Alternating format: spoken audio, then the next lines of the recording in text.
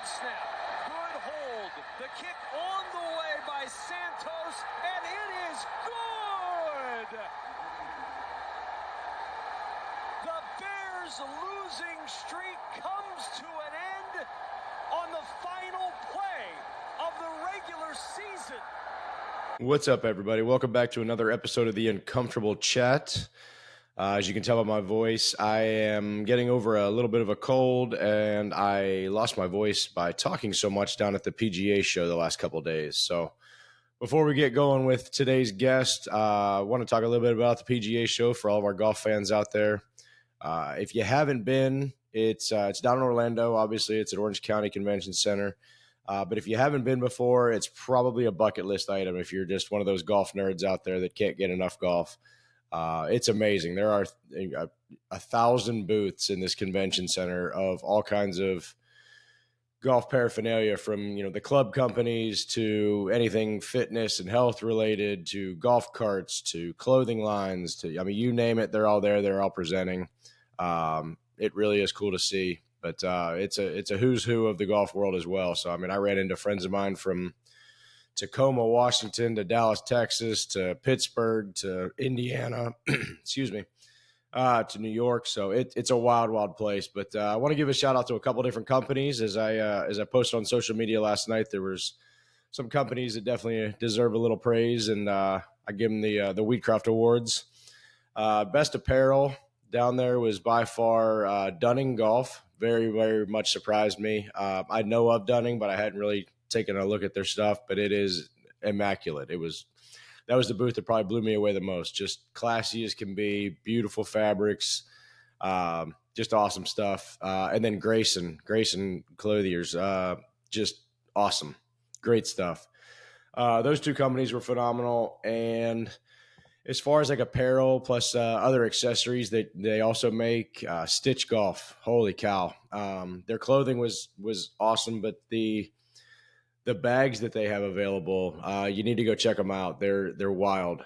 They have anything from a carry-on size travel bag that you can load up with clothes that you can also unzip the bottom. It becomes a full-size club holder, club carrier. So you can pack your golf clubs in there. They have another one it's a backpack style that you can fit, 4 or 5 golf shirts, pants, a toiletry bag in it.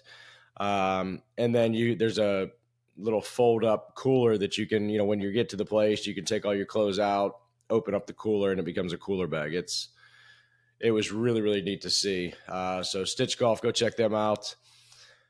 Swag Golf. I want to give some props to Swag. Swag had this awesome arcade, style, the claw game. The kids go in there and they want to get stuffed animals out of that claw game. Well, they loaded the thing up with head covers, putter covers, driver covers, you name it. And, there was always a line of, 40 people at least waiting in line trying to get those things. But, yeah, they're just giving away free head covers, which those things aren't cheap anymore. So props to Swag.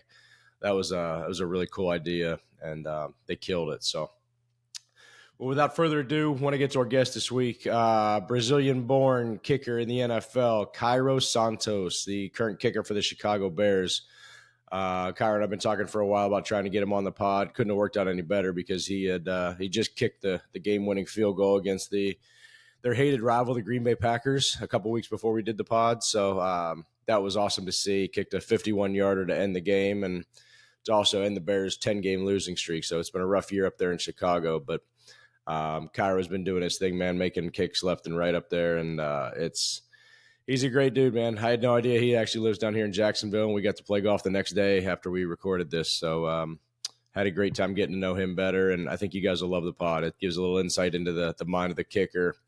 I've always said kickers and pitchers in baseball are the two sports positions that should be great at golf because their mental games have to be so strong, and they have so much time to think about shots as golfers do, so their mental game has to be strong. But it's wild getting into his brain, getting to listen to a little bit about how he works and how technical everything is. But I think you'll really enjoy the interview. So here we go with Cairo Santos.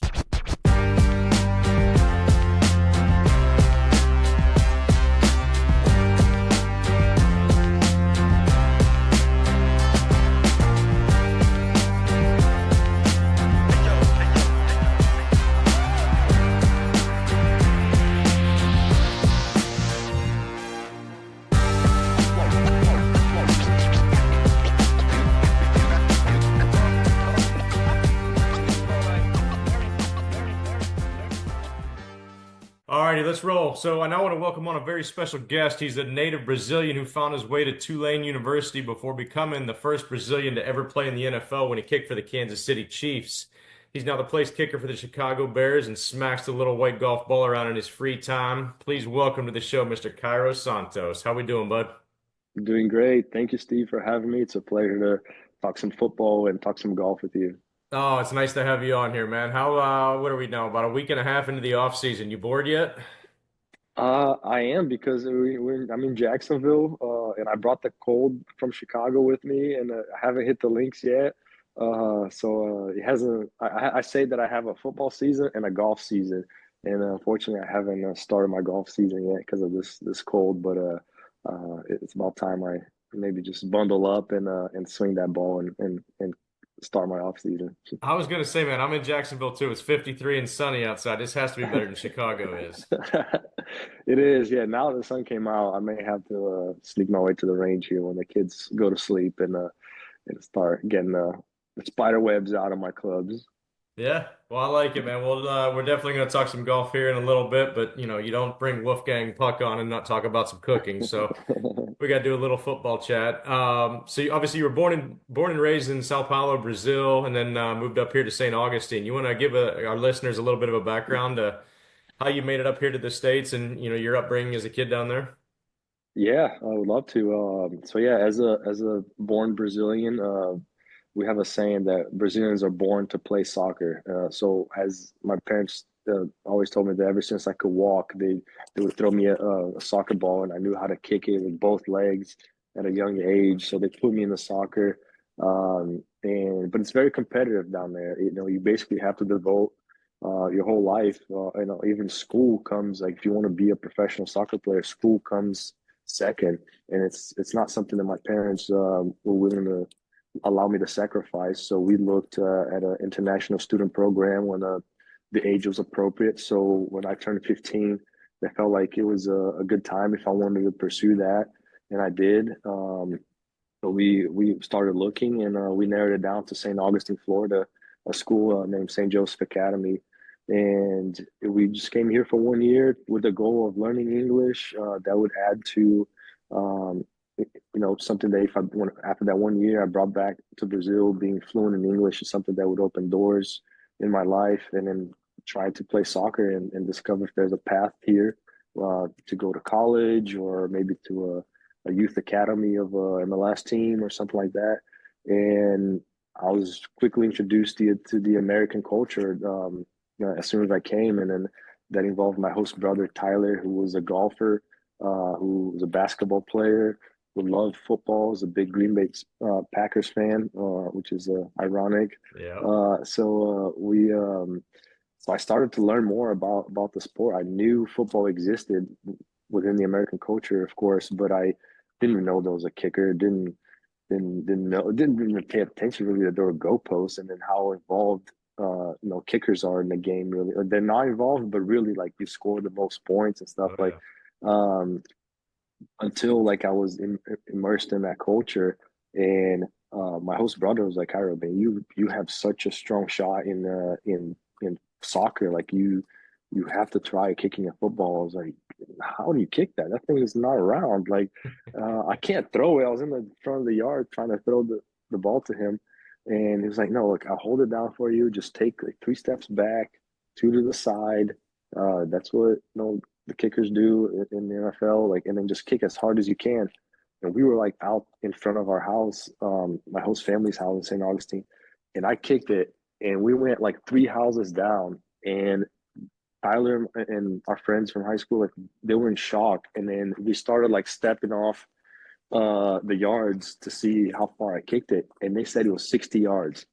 And they're like, dude, there's no way you just kick that ball 60 yards. Like you have to go and talk to the head coach, and this was on the weekend. So that Monday, I went and talked to the head coach, and they said, "Well, let's try it." We went out to the practice field after school, and I started from extra points, which in high school is 20 yards, and I was hitting like this weight room behind it, and they're like, "Back up." So we're kicking, and I made a 50-yard field goal that day with the snap guy holding for me as a sophomore in high school, in first time kicking a ball, and he said, one, you're on the team, you're playing Friday, and then two, you have the talent and that you could get a scholarship for this, and it's something that I was already trying to do with soccer, and so with that, he opened that, it turned that light bulb in my head to like maybe I want to be a professional athlete. I love soccer, but maybe this is a route too. So I gave it a try that first football season and loved it. Started getting letters, newspapers writing about me, and then that kind of shifted my mind to I still tried both sports to get to the college level, Yeah. but it was football that led me to bigger offers and playing D1, and that's the path I chose. So you kicked a football for 3 days and then went out and kicked a 50-yarder in front of the coach? Yeah, I did. I mean, there was a lot of shanks in that too. Good Lord. But I made a 50 yard the first time kicking at a Yeah, upright, because before that I just kicked in the on the front yard. street, yeah, in the front yard. But it was 50 yarder, and they were amazed by it. I was happy to hear about it, and that's how the dream started. That's wild, man. I can't imagine your friends sitting there watching that because to you, you're just kicking a ball. It's like you're used to seeing a soccer ball fly, but not used to seeing a football. And to be that good at it that quickly, that's an incredible story. Yeah. Um, so obviously you got some recruiting letters. I saw Georgia Tech was one. Tulane was where you ended up. And what was it about Tulane that took you there, other than the obvious reasons of New Orleans and Kicking in the Bourbon dome. Street? Yeah, exactly. Kicking in And the we dome. Yeah, we played in the Superdome for the time I was there, so that was definitely a good reason. But yeah, a lot of my offers were up north. I was getting Western Kentucky, Miami of Ohio. My soccer offers were coming from North Carolina, not UNC, Gardner Webb, a smaller but Yep. D1 school up there. So I was looking for more of the warmer weather. And Georgia Tech was my priority. My dad study engineering, and so I was into math and stuff. So I wanted to go there for the engineering, but they ended up offering another kicker, and so I was kind of left with really. I actually committed to Jacksonville University to Mhm. play 1AA. They were going to let me try to play soccer and football at the same time, because it wasn't an athletic scholarship school. I don't know. Well, I think JU doesn't have a football program now, but they didn't have athletic scholarships. So um, and then Tulane offered me like a week before signing day, and their kicker decommitted to go to Alabama, and they needed somebody. And it was interesting because I remember I was at the movie theaters with some friends, and I got a text from my high school coach and said, "Hey, Tulane coach is about to call you, and he's going to offer you."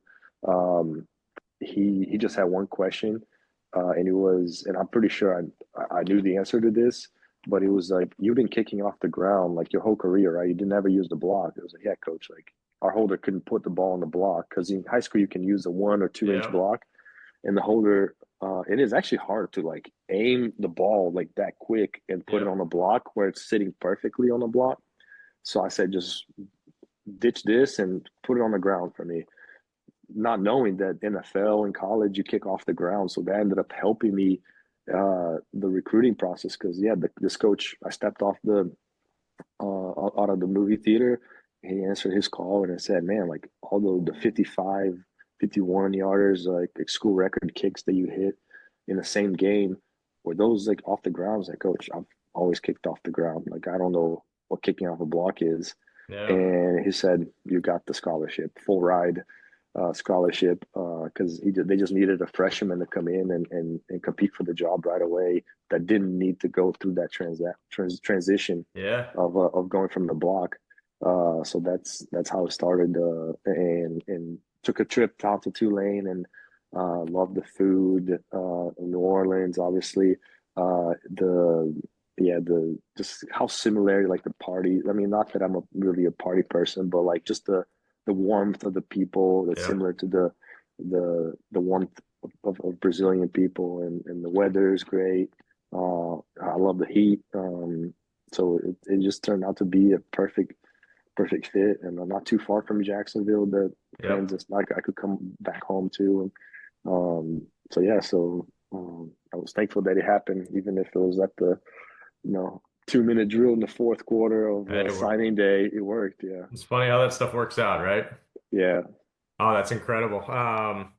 What an awesome story, man. That's really cool. And especially, do you remember who the Alabama kicker was that went over I there, the transfer? I do. Yeah, is Cody Mandel is his Okay. name.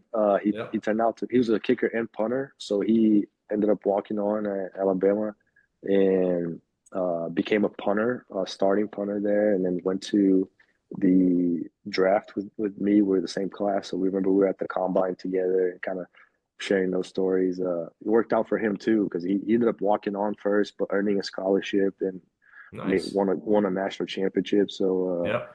All works out. Worked out well for everybody. Yeah. Hmm. Oh, what a great story, man. Well, the basis, the mental health side of sports is kind of the backbone for this podcast. So I'd like to ask you about, if it's all right, about September 2013 and when your father was tragically killed in a plane crash. Obviously, being 22 years old and coming off your best kicking year ever, how were you able to keep your life together during that unimaginable time? And who did you lean on the most to really help you through it? Yeah. Yeah. So, like you said, I had my junior year in college. I won the Lou Groza Award, Mhm. award for the best kicker in college football. Made 21 for 21 kicks. Started my senior year perfect. I think I was like made the first six kicks, and then the beginning of that season, I got a call. Usually, we played on Saturdays and Sunday.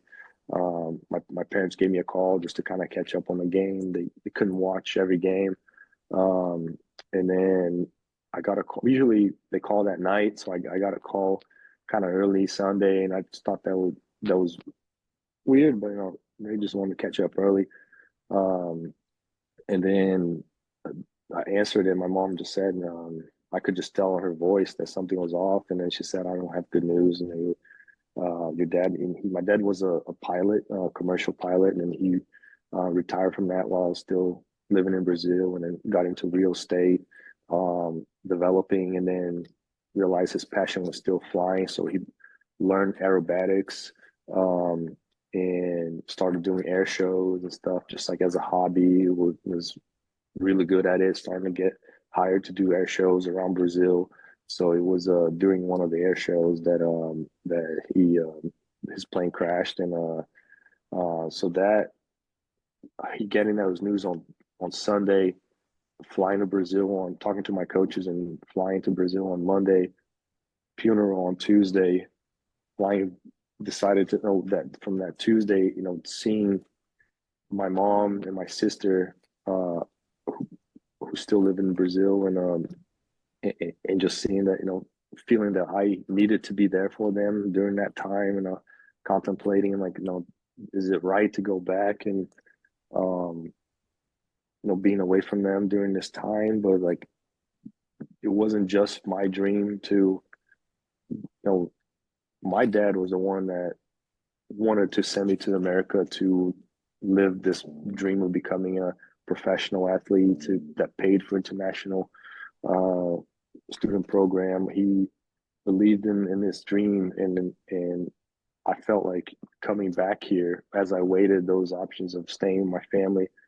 They also supported me that it's your dad's dream to for you to get to where you're so close to getting after getting on the NFL map after winning the Lou Groza and all that. So I decided to that it felt right to come back on Thursday. I flew to Syracuse where our next game was, um, and just to kind of continue to not only do that for myself but do it for my dad. To honor what he worked his whole life. To give us the best chance to get fulfill our dreams, to succeed in life, and I continue with the goal of trying to get to the NFL. And as that season kind of was, and shortly after that, even was kind of developing, some things happened that it was amazing to me to feel what was happening to me. And you asked about what I relied on, and religion is is something that's important in our lives. That I just relied that God had a plan, and I continued to believe and have faith that um, things were going to work out for His plan. And it was amazing that when that game in Syracuse, I had a kick blocked that shattered my streak. That I was almost close to breaking a NCAA streak. Um, and I was, you just have a tragedy, and then now you have something that happened in the football field that you were working towards getting. So it just feels like things are against you. And then that very following week, um, I hit a game-winning field goal as time expired, and got a chance to, my teammates picked me up, and that's when I started to, I point to the sky just to kind of give glory to God, and also like that's where my dad is, and also things I do is for God and for my dad. So and then the week after that, so I mean this is like now a week or two after the tragedy, another situation comes where we go to a triple overtime against a team, and in college, they at triple overtime they started with the ball first, kicked a field goal, didn't make it. So our coach, instead of running a couple more plays and getting closer, he said, "Cairo, I have so much faith in you that you're gonna make this." And I made a couple clutch kicks in that game early already to put us in that situation. Yeah. But he just lined up first down from the 25-yard line, so a 42-yard field goal, and I made it. And triple overtime, back to back games of game winning field goals, and got another chance there to really feel that God was kind of warming up my heart, my belief, my that He was with me along that ride, and in the end, the ultimate goal of that season, I got invited to the NFL Combine and did well, and got me to get a chance with the Kansas City Chiefs, and to this day, I feel like there's so many of God's work in my life, and I just keep relying on Him that with the ups and downs that happen in life, happen in the football season, that it's in His hands, and to work out the what's best for me. So that takes weights off my shoulder. That I'm in no control when God's perfect. So that's from that moment that I lost my dad, and kind of went through those moments in life. That's what I learned the importance of what I need to rely on. Yeah. What an unbelievable story, and what a perfect answer on how you're getting through it and how you're leaning and trying to see the light at the end, and knowing that he's got you on the right path. And obviously people deal with tragedy in different ways, and to be able to see the goals that your dad had for you, and to be able to stay on that track, and to believe in, we're doing the right things here, is a testament to your will and how strong you are. So kudos to you, man, for getting through everything, and doing it the right way. And obviously it's worked out to where, your dad obviously would be incredibly proud of where you've ended up and what you're doing now. And I mean, heck, beating, or 51 yarders to beat the Packers now. And I see you're still pointing up to the sky all the time when you're making kicks, right? Yeah, I am. I have to. It's part of just what I need to be grateful for. To have this career after 11 years, to have this life. Beautiful kids. It's kind of become beyond just making kicks. It's just thankful for the lessons that I live. This year there was a big lesson that it was cool to be a part of. Like you said, is making that kick against the Packers. Which 7 weeks before that, they blocked a kick of mine at the end of the game to win the game, and I just prayed to have an opportunity to do what I believed was going to happen. Is I was going to make that kick and beat the Green Bay Packers. So to have that chance happen to me, it just felt like, again, like another lesson of just holding God's hand through it all. Like he's got a plan, So that was incredible to live that moment. Oh, I'm sure. It's funny how a lot of times you don't see it at the time. I think that was the Thanksgiving Day game, correct? Where they blocked it, or It was right before. It right was before Thanksgiving. That's right. it was like it was like 2 weeks before that, or a week before that. Yeah.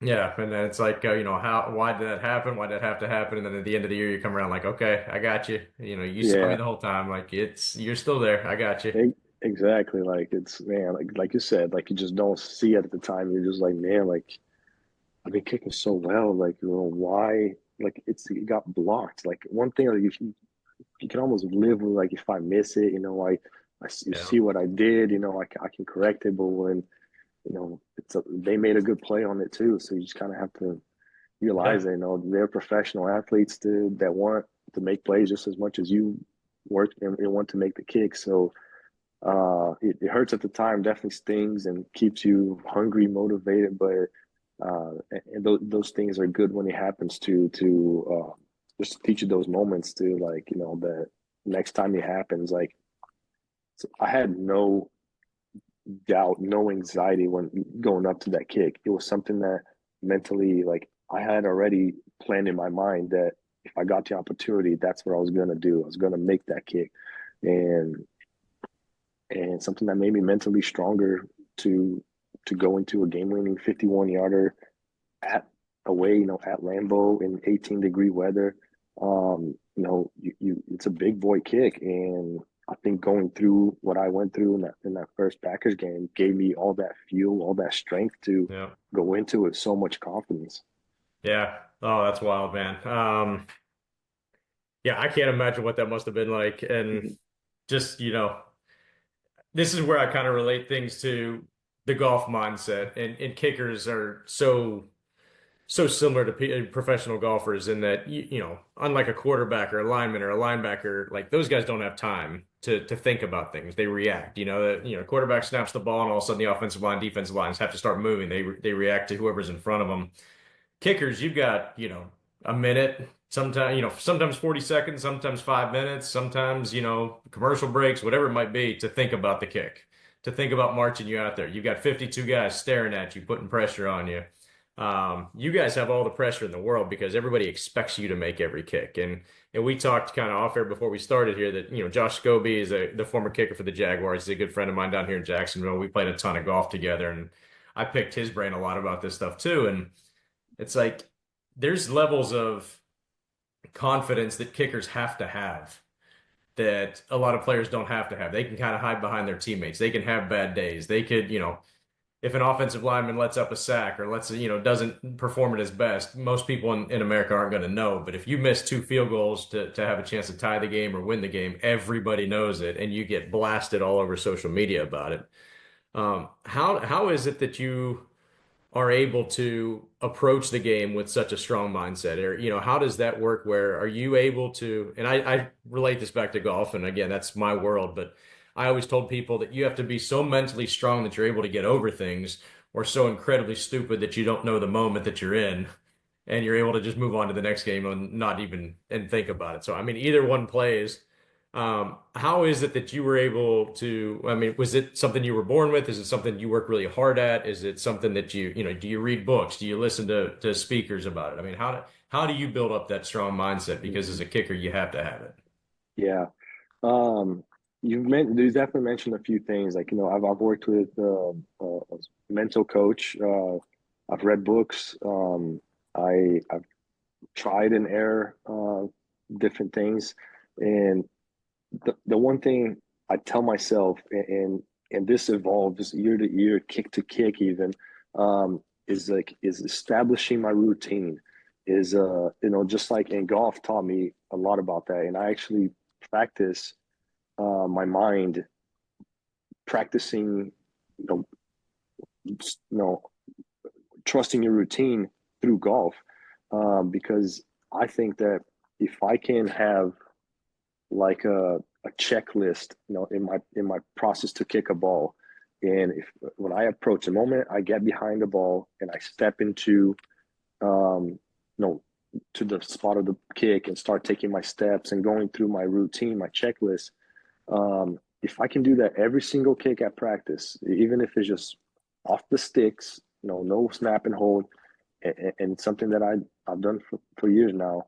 And if I do that routine every single kick, it's you can put on me on a timer, and I probably hit it onto the second. How I look at the upright, how I move my shoulders, how I everything. Um, it's so repetitive and consistent that when I get into a pressure moment or a game kick or a kick in front of my teammates at practice at 2 minute drill, which we work at all the time, those kicks feel different. But I try not to think about what I'm feeling, what the noise I'm hearing, what the kick means. I try to just step into that routine and start my checklist and go from one step to another. And I think that just takes up your thoughts, your worries, because you're doing a repetitive motion and you're just repeating something that you work at every single rep. So when you get into that kick, that's a pressure kick, it feels just like another rep. And I can tell myself to, like, if I'm feeling a little anxiety creeping up in the game, see a game that's coming down to a game winning kick, the first thing is step you to a routine. And what's that first step is like get behind the ball, visualize, and boom, go. So that's similar to like a golfer's pre-shot routine. You see all kinds of different, the Keegan Bradleys that kind of back into in and out, the waggles, and there's all kinds of whatever works for you. And you can train your body in your mind to understand that you're doing that for a reason. It's amazing how confident you start getting when those pressure moments are rising and you just execute on them over and over. It's a great feeling. It's so fulfilling when you create that something that gives you that confidence, and then when it tests in those pressure moments, that's what really, like, what's the most satisfying thing about the job that I do is executing when the team relies on you, and it's something that you work to execute that way. Yep. 2 points there, and you hit. I mean, that was a brilliant answer. I don't think golfers give enough credit to a good pre-shot routine. They let their nerves take over. They act differently. Hey, my club championship's coming up. I need to get to the golf course an hour early now to go get some practice in. Well, you don't do that normally. You normally roll up in your car 10 minutes before the tee time, grab your clubs and go out and usually play a decent round of golf. So why are you trying to reinvent the wheel now when it means more? Or it's a really important putt, so I need to give it 3 extra looks. Well, you don't do that normally. Why would you do it now? And then all of a sudden you add some pressure into the situation, and now you're haywire. Now you have no idea what to do. Do you practice? And this goes back to like the second part of your answer, because there's people that go out and they hit golf balls forever, and they just hit 7-iron, 7-iron, 7-iron, 7-iron, and then all of a sudden when they get in a tournament, now all of a sudden that 7-iron means a little bit more. Or do you challenge yourself where in practice you're like, I have to make 10 in a row from 50 yards, or I have to do this? I used to do this with like a 6-foot drill with putts where I put 5 golf balls around the hole, and I couldn't leave the golf course until I made, whatever it was, 1 time around or 2 times around, but I had to make every single putt so that when you're standing over that 4th and 5th ball, you're nervous as can be, but you get used to those nerves. You get used to hitting putts with nerves. Do you do things like that with kicking as well? It's different, and it's cool seeing how, like, in golf I try those things too. Especially, I'm terrible putter. Like I swap putters like it's so bad because I know that you gotta have confidence with the club, and I know it's me and not my equipment. I got you. I got your putting lesson. Oh, please.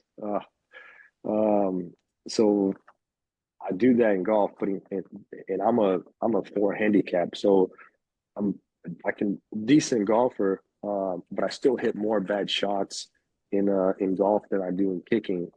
So I kind of have to do more of those to get the muscle memory, get the feel. When kicking, there's many days that you make every single kick that you kick, or you miss one or two, and it's more about those misses just happen, and once the beautiful part about having that routine too is that I can usually identify like where it went wrong when my routine is so consistent. Usually it's my plant foot, my hip, my tempo, something like that. But I can feel it when I repeat things, so well. Mhm. Um, so I try not to think about that error and like kind of.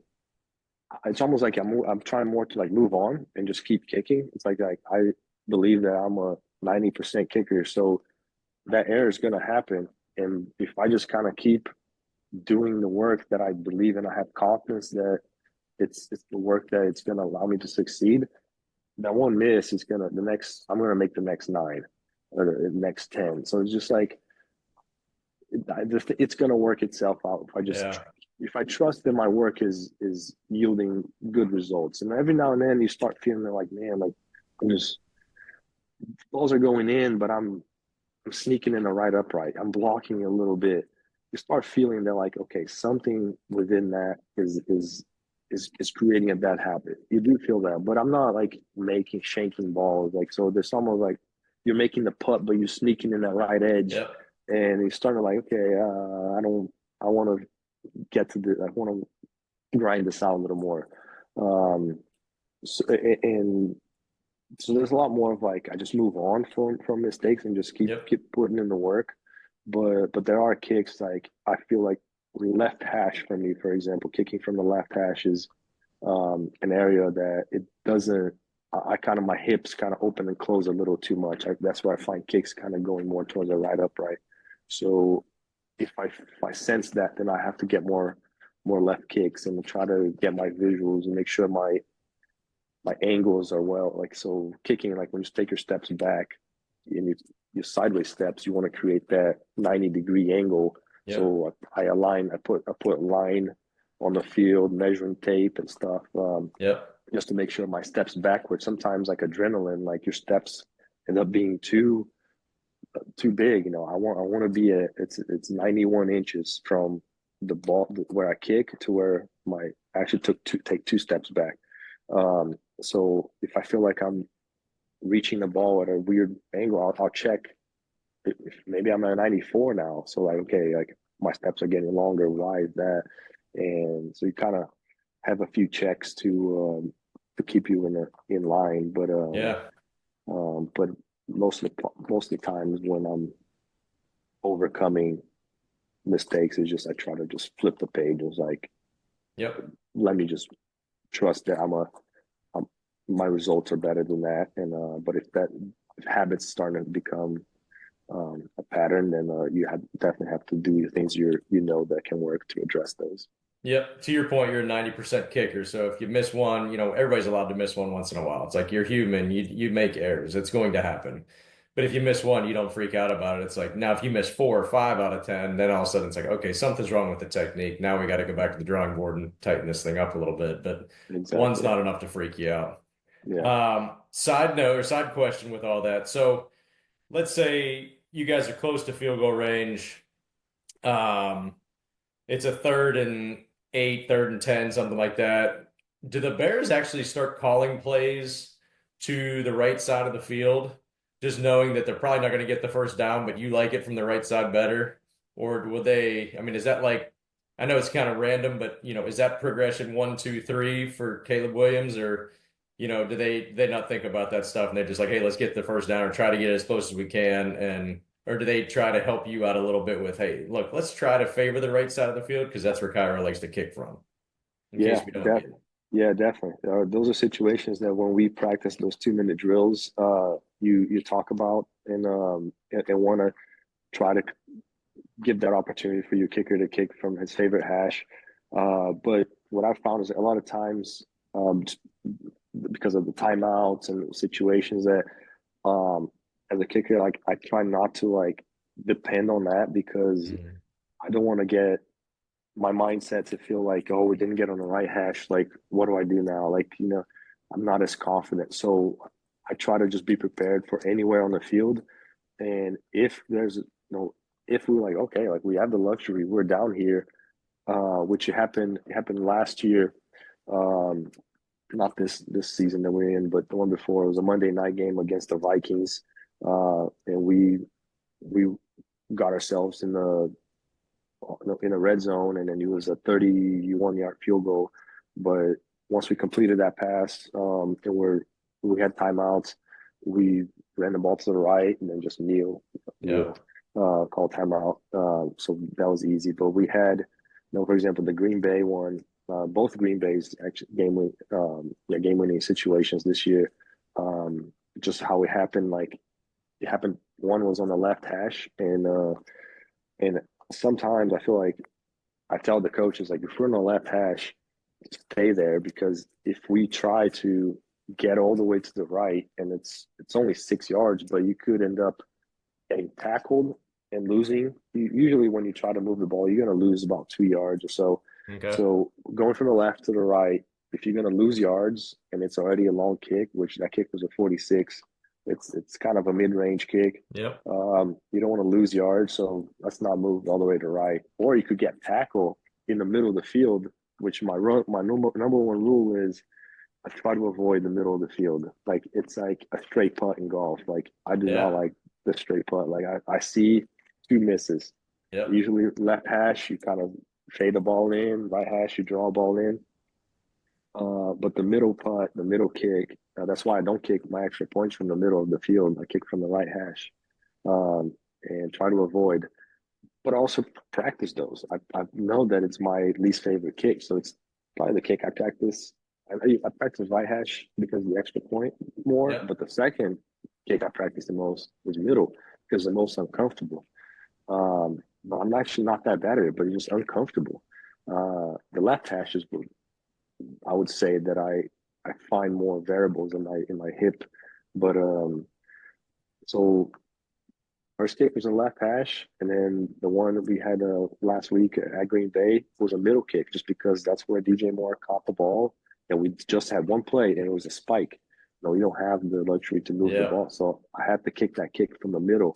And but like I said, man, you work at your weakest areas of the game to you can still rely on it. Yeah, we definitely work on those, but I try not to depend on them. Yep. No, that's great. Thanks for the answer. So obviously the Bears have been your home since 2020. Before that, you kind of bounced around between the Chiefs, the Rams, a few other teams, and here for a couple weeks, there for a couple months, whatever it might be. I'll go back to a story. So I don't even remember what year this was now, but Josh Scobie, a mutual friend of ours, like I said, called me and he's like, "Hey, you were my first call," and I'm like, "I'm confused. What are you doing?" And he's like, "I got traded." I'm like, "You got traded?" And he's like, "Yep." And I was like, "Oh my God, the Steelers," because I'm a diehard Steelers fan. And he's like, "Yep, I had to call you first." So I was jacked up. And it was like a week before the first game. They had to go to New England and start up there for the opening night game. And I was just fired up. Like, my good friend's kicking for my hometown team. This is unbelievable. And Scopes went up and he ended up playing 4 games for the Steelers and he struggled. And, he'll admit the same thing. It was just rough. And so finally we were playing around the golf about, I don't know, maybe a month or two afterwards. And I was like, all right, dude, I got to ask. Because I watched you kick down here in Jacksonville for, 5, 8 years, whatever it was. And every ball just starts down the middle and doesn't curve. Like they're just straight balls, one after another after another. You get to Pittsburgh and all of a sudden it's every ball's bending. You look like Bubba Watson up there trying to hit a football through the goalpost. Like what's going on? You got to give me something here. And he's like, there's a comfortability to it. He's like, I was literally living in a hotel down by the practice fields. My family wasn't with me. I wasn't comfortable. I got there a week before. I had to learn a new kicker, or sorry, a new holder, a new snapper. He's like, imagine setting up over a tee shot and you take the club back and all of a sudden somebody moves that tee ball an inch forward or an inch back. Are you going to hit it in the same place? I was like, no, it's either going to cut or it's going to hook. And then as I said the answer, I was like, oh, now I get it. So you get a holder that you're not used to, and maybe it's not exactly where you want that ball. And now all of a sudden, instead of kicking it where you're going to get that straight on contact where the ball's not curving as much, now all of a sudden the thing's, an inch out further ahead, your foot's already starting to turn. Now you're getting a little baby draw on it, or vice versa. Maybe it's behind you a little bit and you get stuck and blocked. Is there something to be said for, and this goes back to the original part of the question, with you being with the Bears now for 4 or 5 years, just the comfortability of having a holder in the same snapper in the same field and same, situation. I mean, now granted, Soldier Field's one of the most brutal places to kick. That and Heinz Field are probably, Yeah. if they're not 1 and 2, the Packers, you can throw Lambeau in there too. But I mean, it's one of the hardest fields to kick on. But is there something to be said for having that stability of all the same people doing the same things? For sure. It's so true. And I could relate to Josh's you know situation that he going in after, especially after being in Jacksonville for so long, and then he's not a guy that really bounced around in his career. But I had a moment that I bounced around, after leaving the Kansas City Chiefs due to injury, and I spent 2 years with five different teams, and so that probably is because I wasn't consistent enough. I didn't stick to the teams enough. I didn't put good results um, enough. So going and I will always say, and I even after all this, that I had great snappers and great holders with all those teams that I had. Like I would never put blame in them, but it's just a different rhythm, a different tempo, different expectations too. That and different timing. Like you just maybe sometimes don't have the luxury of a coach that's gonna think through your struggles. Like they want results quick. Um, so it just depends on how you start with those new places, new teams. Like sometimes you get a couple easy kicks here and there, a couple of balls that everything worked out and you made them through, and that gives you confidence, and then you can kind of ease your way through that learning process.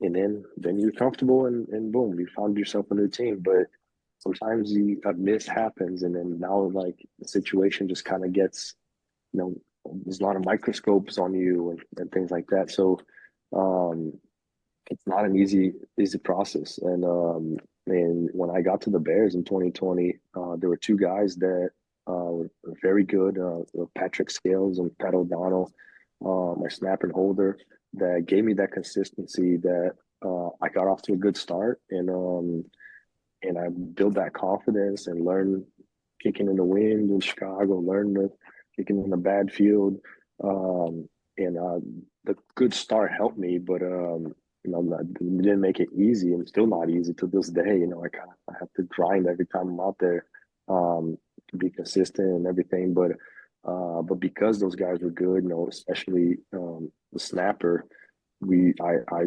every year we have our exit meetings with the GM and the head coach, and snappers usually live on a year-to-year contract. They don't have really long-term contracts.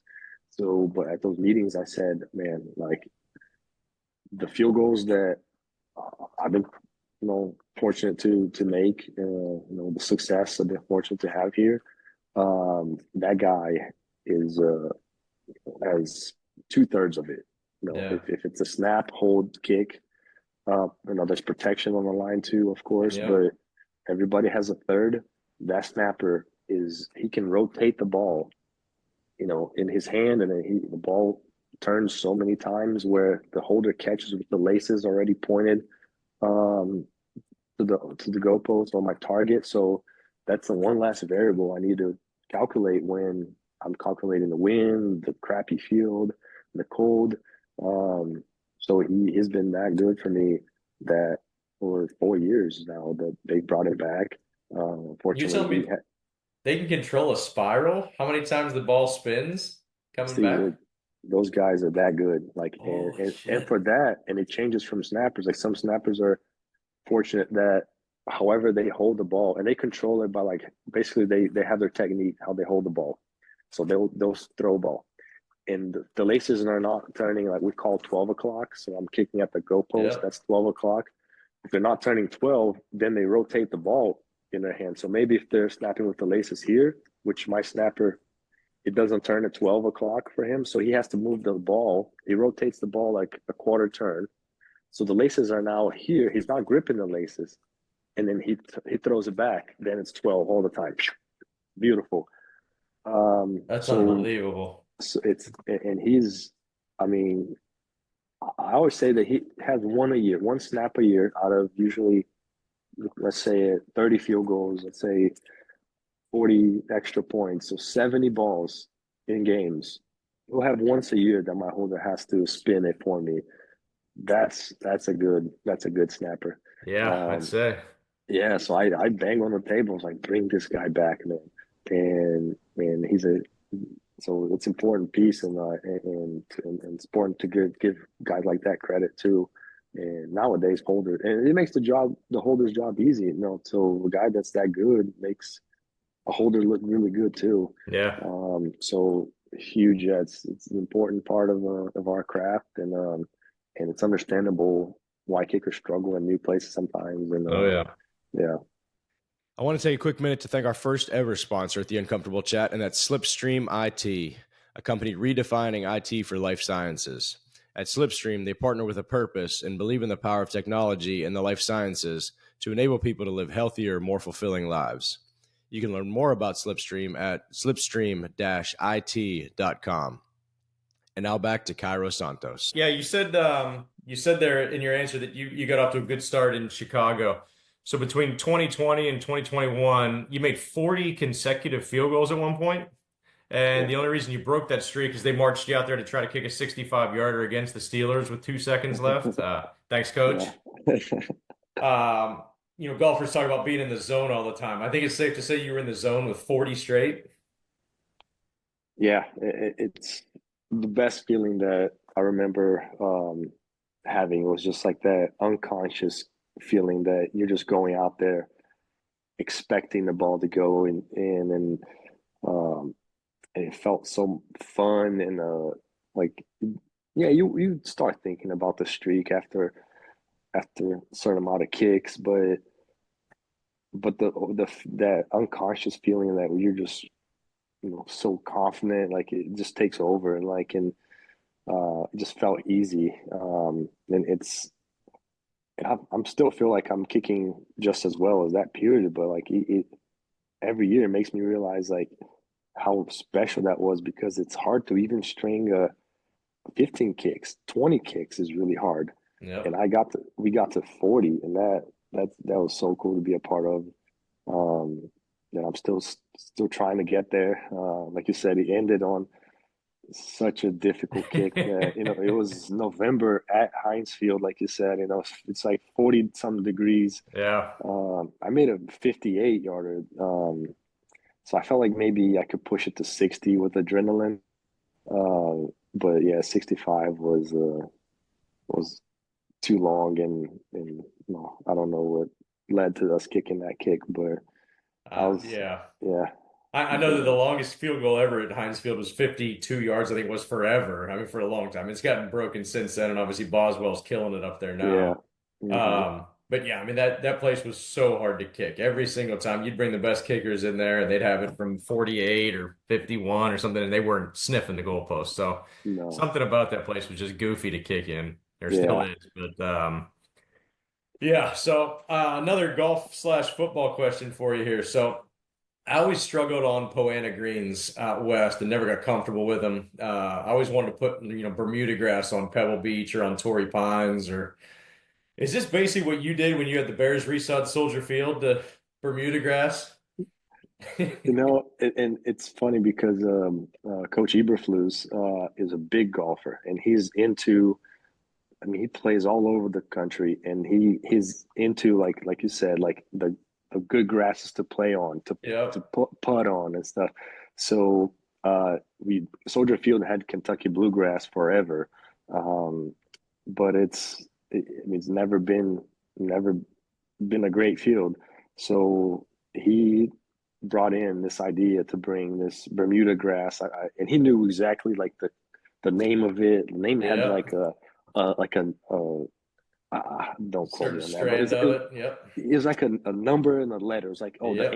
N49 or something like that. He Yep. knew all about it. It came from North Carolina. They grew it there, brought to, and it was a Bermuda grass that could hold in the winter. And he did that his first year. And I'd say Soldier Field always had the three elements, the crappy field, the wind, and the cold.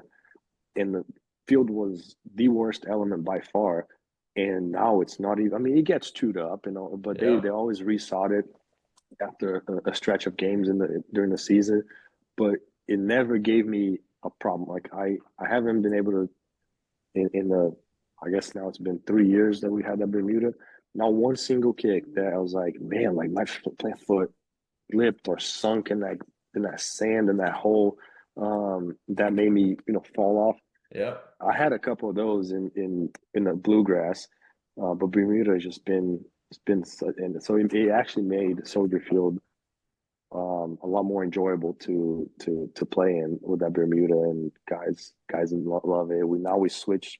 We have two practice fields, or have four practice fields, but two have the Kentucky bluegrass, and two are heated, have like a heated system underneath with the Bermuda, um, and it's really improved the condition of it like throughout the entire year. So That is very wild. thankful. Yeah, I had no idea. I got to give props to Big Cat over at Barstools. Pardon my take. He hit me with that question, and I had no idea. First off, that you could grow Bermuda grass in Chicago, let alone that the Bears actually resodded the field with it. So that's yeah, nice bonus for you. And that's yeah. hey, Eberflus did something right. Yeah, no, he that was a problem for decades, for ages. The field always known to to almost feel like a home field disadvantage. Oh yeah. We get the Soldier Field, and our quality is lowered, just like the opponent's quality is lowered too, because we have to play on that field. But now it's been yeah, like it's such a good experience that, just to not have to deal with that element, and definitely credit to Coach Blues for doing that. Yep. Well, finishing up here. So part of my story, obviously, I played professional golf for almost 20 years, and I kind of had I got into the finance world for a few years, and then I kind of crashed out and went through some dark times with depression and anxiety and all this stuff. And it was related to coming out of the game, realizing I wasn't a golfer anymore, just kind of lost who I was because I hadn't really thought about life after golf, and I just assumed it was going to take itself, take control of itself, and I'd be fine, and it obviously wasn't.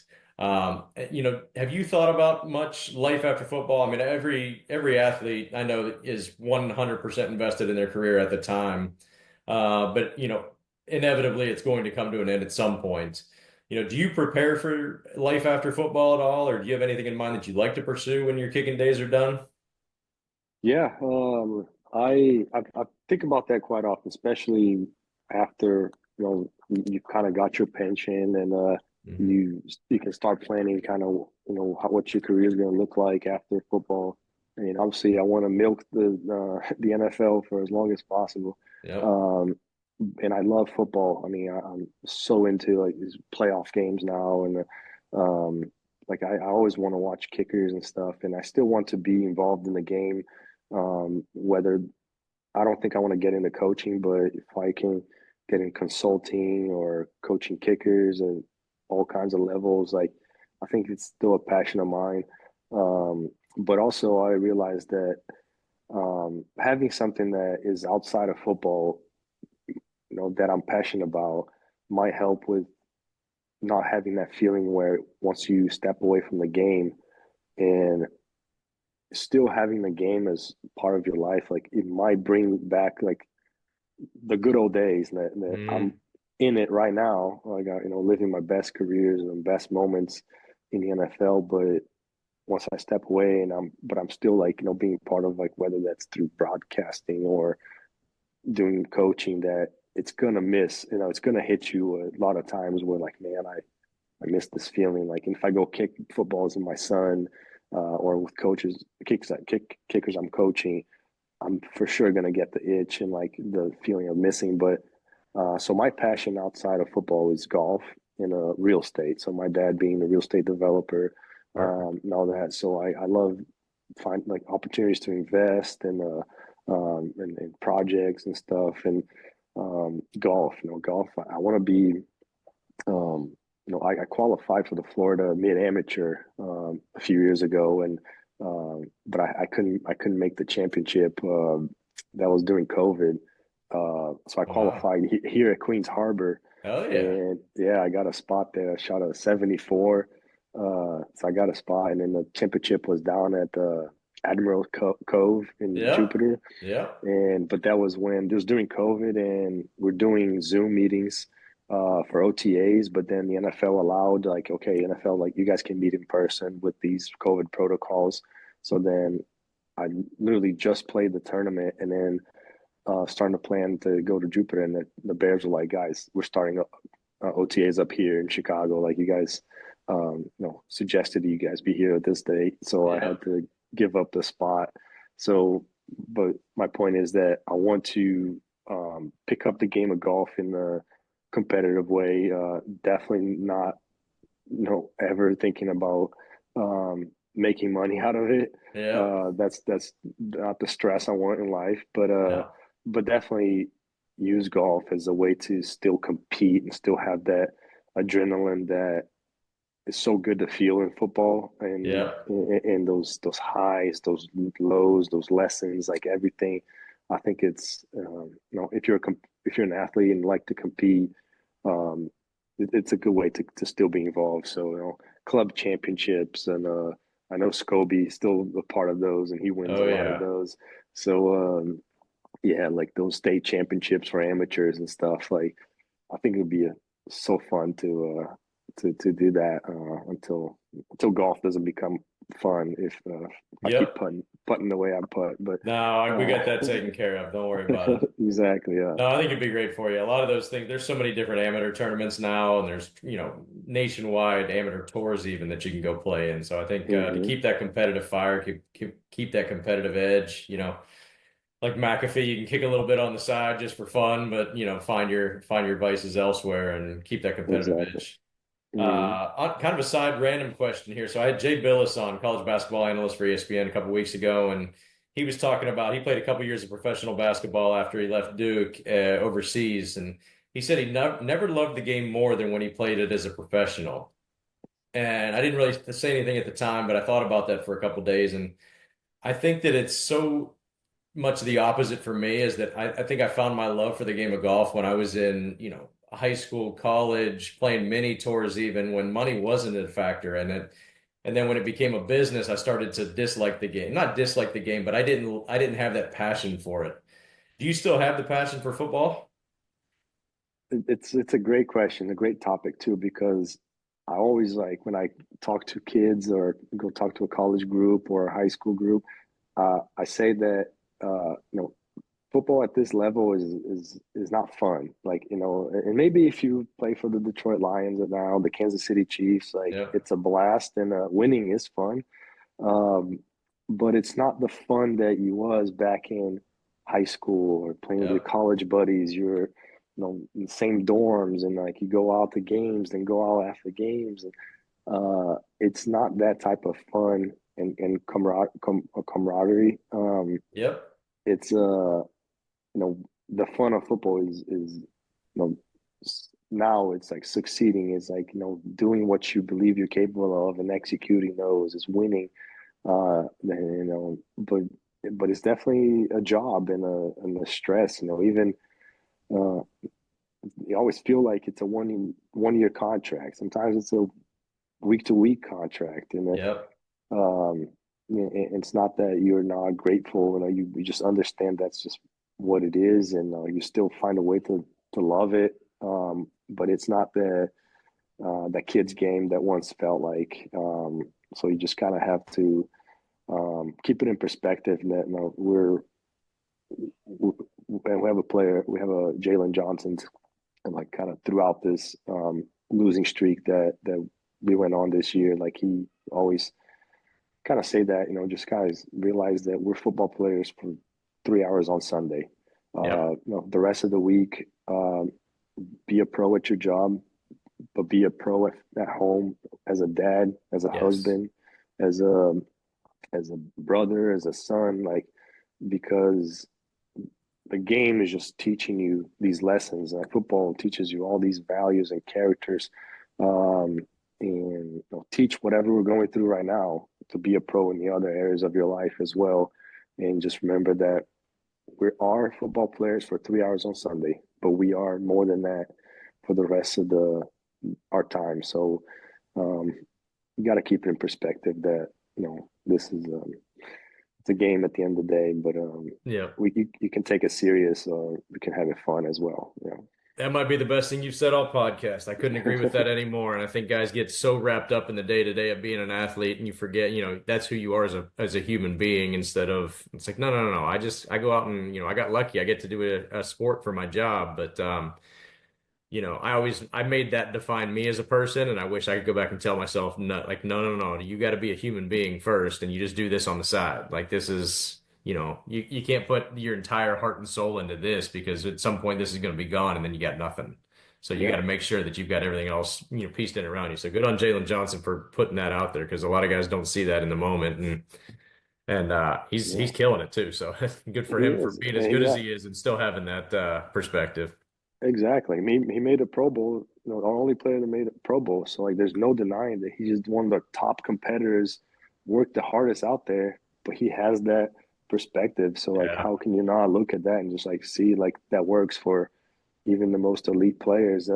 But also, it's not you're not doing anything wrong if you feel like you're not succeeding at that area too. Like I was down on, I was, you know, upset for a few days for when I had that kick blocked against Green Bay. Yep.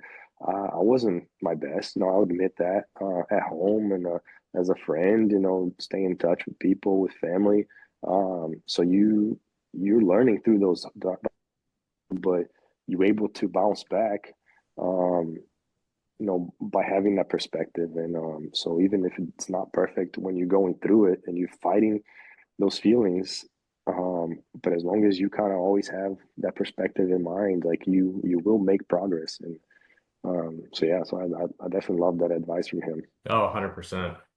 All right, bud, we'll let you go here in just a second. We got to hit you with the six pack of questions real quick. Just six quick, fun hitting questions for you. So number one, you have one kick to win the Super Bowl. Which field would you most like to be able to have to kick it on? I would say any dome, but I love the Arizona Cardinals field. Yeah. Yeah. Okay, that makes sense. Plus, there's some fun Hmm. things to do outside that once the game's over. Yeah, yeah. Favorite golf course you've been able to play so far? Probably TPC Sawgrass, just being so close to here, and yeah, just I play every year and go to the players. Yep, It's so cool seeing them maneuver on the course and you trying to do that, and respecting not only the Pete Dye design, but how good those guys in the pros are to maneuver that and shoot on the par score. So just being able to have that access to that course yep, and just seeing how difficult it is, it's a cool feeling. Yeah, for sure, for sure. We'll have to get out there and go play sometime soon. yeah. Hmm. Um, is there a team, and I don't know if I'm even allowed to answer or ask this, but is there a team that you'd love to play for before your career is done? If the Bears, for some reason came to an end, is there a team that you've always loved and you'd love to play for them?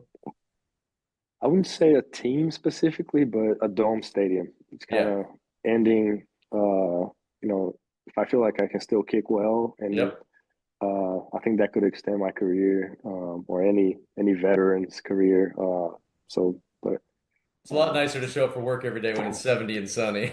absolutely, yeah. But my best years have been kicking on outdoor stadium, so I'm okay with that too. You said you can make 40 in a row at Soldier Field. You can make 40 in a row anywhere. Right. Number four. So if the Brazilian national soccer team called tomorrow with a spot on the team, do you leave the NFL instantly? Yes. No. Yeah. Easiest question you've asked. Okay. That's kind of what I figured. Us Yeah. Americans were kind of ignorant to we think the NFL is king, but once you start traveling, you realize that the NFL is so far down the totem pole on the way as far as soccer Yeah. is concerned. So Yes. fair enough. Number five, I want you to pick three PGA Tour or Live guys to have a tryout with the Bears next year and pick the positions they're trying out for. Um, let's see.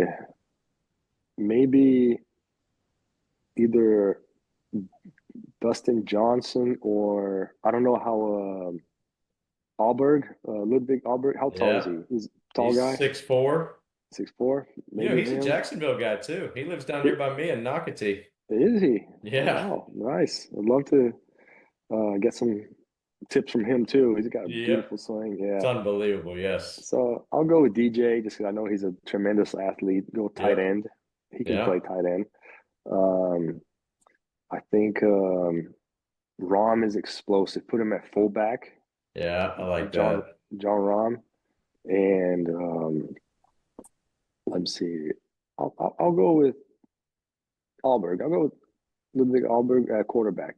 I Yeah. think He's prototypical quarterback. prototypical. Even though we got a good one, Caleb, a backup is always Yeah. an important spot too, and so it's a I can see him Yep. doing well with that. Yeah. Fair enough. Number 6, this is a question I ask everybody on the pod. So, if 33-year-old Cairo could go back and tell 22-year-old Cairo the things that would allow him to live a happy, successful life, both on and off the field, what would he tell him? That's a good one. You know what I would say? I would say just have a have start having kids. And it's I know as a parent it's hard those first couple of years, and Yep. it is very difficult. But I've found um, that it wasn't a coincidence that in 2020 that's when I started with the Bears. My son, my first child was born that year.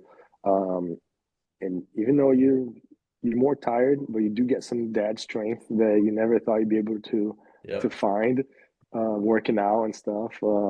And but just having that other purpose outside of football, and we can still love football the same and all that, but just understanding that um, what a child means to a dad. And so I didn't have a kid until I was 29. Um, 28, 29. So I wouldn't mind starting younger and just living uh, this career still with an older kid that understands the game and that is, I don't know if my kids will remember at 4 years old that daddy played for the Bears. So it would be cool living what I'm living now with a Yep. kid that's a few years older, just for the memories. But I'd say that just because it's something that gave a good balance to my life. I understand that answer completely. I think I was Mm. 30, God, what was I, 36 before I had a child. And again, my kids barely remember me playing golf at all, and which sucks. That's the only thing that's Yeah, one of my biggest regrets in the world. I just wanted to see them out there and give them 2 years where they're going to remember everything about being out there. yeah, But they barely remember any of it now. yeah. But no, good for you. How many kids do you have? Two. Got Two. a 3-year-old daughter and a 4-year-old son. That's awesome. Mhm. Congratulations. Thank you. Bonus question. Who did you say was going to be the next Bears coach again? It's gonna be the winningest Bears coach in history. That's who's gonna be.